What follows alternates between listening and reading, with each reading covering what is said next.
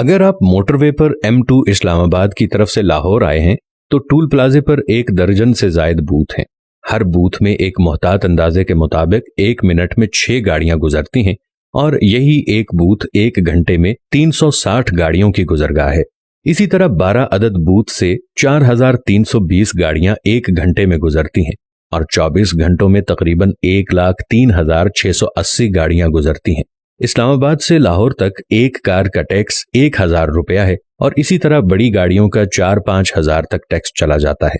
हम अगर एवरेज एक गाड़ी का टैक्स सिर्फ 1,000 रुपया भी लगाएं तो इस हिसाब से 24 घंटों के अंदर ये प्लाजा कम से कम 10.5 करोड़ रुपए जनरेट करता है।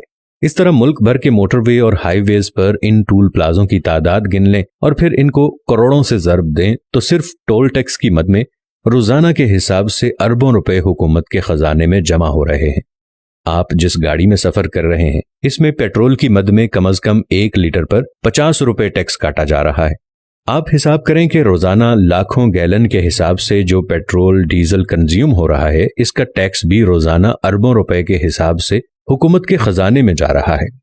आप जिस गाड़ी में सफर कर रहे हैं उसको जब खरीदा जाता है तो जितनी गाड़ी की कीमत होती है इतना ही इस पर सेल्स टैक्स और कस्टम ड्यूटी भरनी पड़ती है।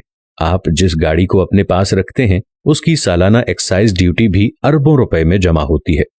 आपकी बिजली का बिल भी अगर 10,000 रुपए है तो असल बिजली की कीमत 3,000 निकालकर बकाया 7,000 रुपए टैक्स है जो माहाना हर कंज्यूमर से काटा जाता है और अरबों रुपया खजाने में जमा होता है।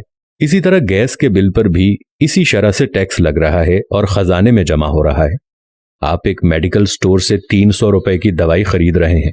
एक मोहतात अंदाजे के मुताबिक इस पर तकरीबन 40 से 50 रुपए तक सेल्स टैक्स है जो कि खजाने में जा रहा है। आप होटल में खाना खा रहे हैं और आपका 5,000 बिल आ गया तो इस पर तकरीबन 500 के करीब आपसे टैक्स काटा जाएगा।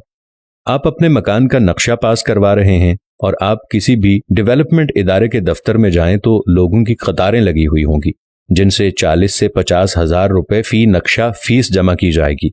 ये भी खजाने में जमा होता है। आप जिस घर में रहते हैं इस घर का सालाना टैक्स आपने खजाने में अलग से जमा कराना होगा। आप घर के लिए ग्रोसरी की खरीदारी कर रहे हैं, इस पे भी आपने टैक्स देना होगा। अगर आप पढ़ रहे हैं और अपने लिए किताबें और पेंसिलें खरीद रहे हैं, इस पर भी आप टैक्स दे रहे हैं।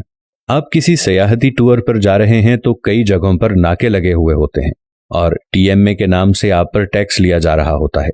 आप बैंक में पैसे जमा करवाते हैं या निकालते हैं, इस पर भी आपने टैक्स देना होगा। हत्ता कि आप मर गए हैं और डेथ सर्टिफिकेट बनवाने के लिए आपके अजीजो अकारिब को टैक्स देकर यह सर्टिफिकेट लेना पड़ेगा। इसके अलावा हुकूमत के पास ऐसे बेशुमार असासे हैं जिन्हें बेचकर अरबों रुपए हुकूमत के खजाने में जा रहे हैं। जैसा कि हाल ही में इस्लामाबाद के ब्लू एरिया में CDA ने अपने चंद कनाल का प्लॉट 8 अरब रुपए में बेच दिया। ये ना पहला प्लॉट था और ना ही आखिरी प्लॉट है। मैं नहीं समझता कि मेरे पास अगर चंद मरले का कमर्शियल प्लॉट होता तो उस एक प्लॉट से मेरी जिंदगी शानदार गुजरती, बल्कि मेरी आने वाली नस्ल भी उससे भरपूर इस्तेफादा करती है। मेरे पास अगर छोटा सा कारखाना हो तो हमारी अगली नस्ल इससे फायदा उठाती है। एक ट्रांसपोर्टर के पास एक आध बस या ट्रक हो तो उसकी पूरी फैमिली की किफालत उससे होती है। मगर सवाल यह है कि जिस मुल्क में अरबों खरबों के टैक्स रोजाना की बुनियाद में इकट्ठे हो रहे हैं वो क्यों मफलूकुल हाल है और दुनिया के सामने हाथ फैला रहा है। अब तो हुक्मरानों से हिसाब करना होगा और हर शहरी ने उठना होगा। सियासी जमातें बेशक कुछ भी न करें, मगर हमने इस मुल्क को बचाना है और अपने मुल्क के लिए हम ही ने सोचना है।